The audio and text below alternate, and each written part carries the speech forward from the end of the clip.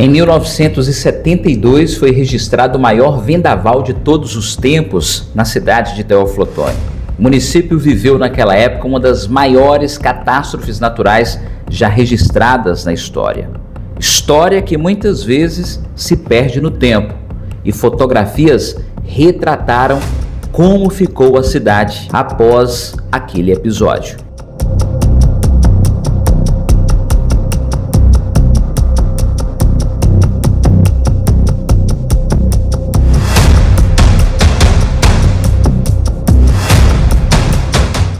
Segundo os registros feitos pela Superintendência Nacional de Abastecimento, o fato ocorreu no dia 21 de junho de 1972.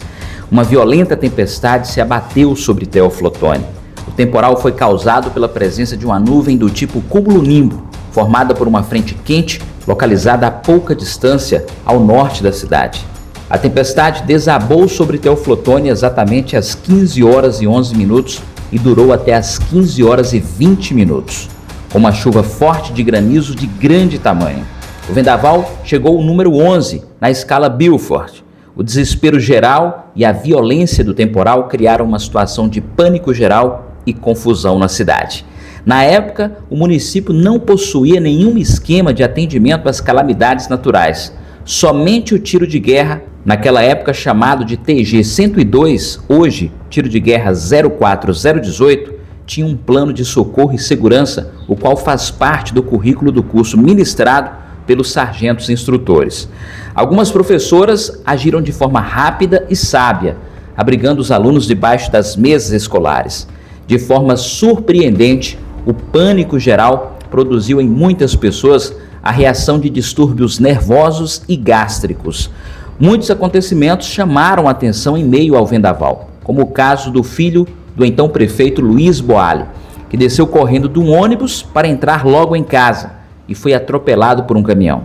Apesar das lesões, ele não correu risco de morte.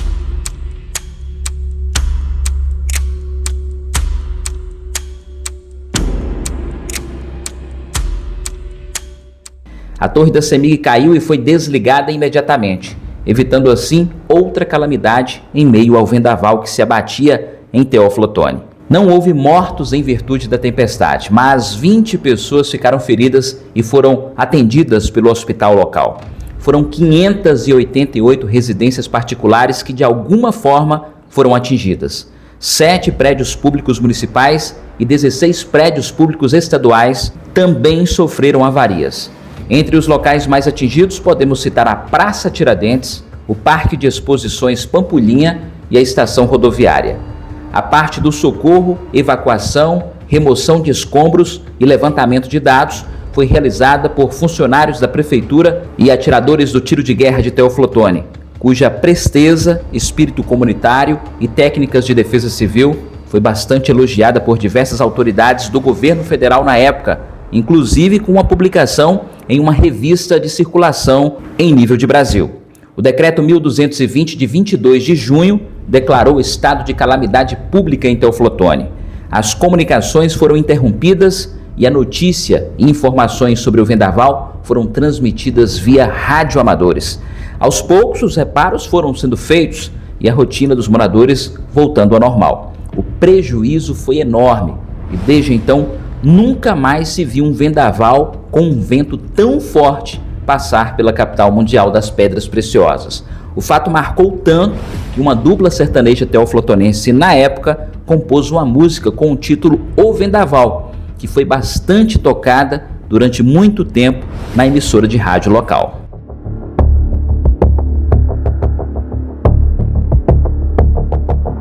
Essa é mais uma daquelas histórias que envolvem Teófilo Otoni e que acabam se perdendo no tempo.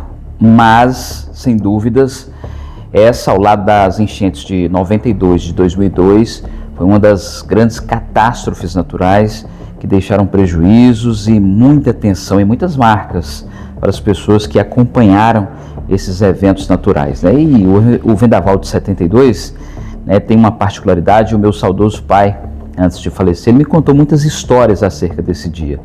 Ele, na época, trabalhava numa empresa chamada Cicafé. Ele estava numa Kombi, né, que realizava entregas, Ele a princípio trabalhava viajando e naquele dia ele estava retornando para Teoflotone. E ele parou ali nas proximidades da Visconde do Rio Branco e ele ressaltava que o vento era tão forte naquele dia que o veículo ficava balançando. E ele sempre disse que foi uma das coisas mais assustadoras que ele já viu na vida.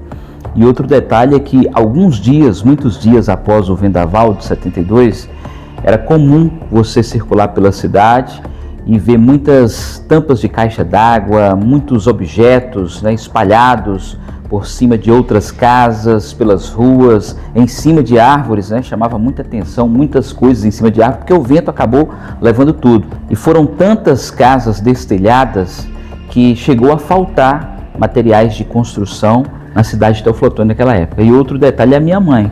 Ela em 72 ela estava grávida do primeiro filho, meu irmão mais velho, né, que hoje já está com mais de 50 anos, e morava na LBV. E o vento muito forte, um barulho assustador, e aí ela foi tirada da residência onde morava, né, a casa foi toda destelhada e foi levada para a casa do vizinho, onde outras pessoas também foram abrigadas. Mas curiosamente essa casa também foi destelhada, e aí a opção que eles tiveram foi colocar aquelas pessoas, principalmente as mulheres, e no caso da minha mãe, ela conta que ela teve prioridade porque ela estava grávida. Eles ficaram debaixo de uma mesa. Foi o que acabou de alguma forma preservando a vida daquelas pessoas que estavam naquela residência lá na Legião da Boa Vontade. O vendaval de 72 foi realmente marcante para quem estava na cidade naquela época. E assim, o vendaval de 1972 não ficou apenas marcado naquilo que destruiu, mas nas memórias que construiu. Soprando telhados e medos, ele varreu certezas, mas fez florescer recomeços. Nasceu ali, entre destroços e abraços, um tempo novo, costurado pela solidariedade, embalado pelo choro e pela coragem. Hoje, perdido nas lembranças sussurradas pelos mais antigos, o vento que um dia devastou Teoflotone permanece assoprando nas esquinas do passado, lembrando que mesmo depois do caos, sempre haverá um jeito bonito de reconstruir a esperança.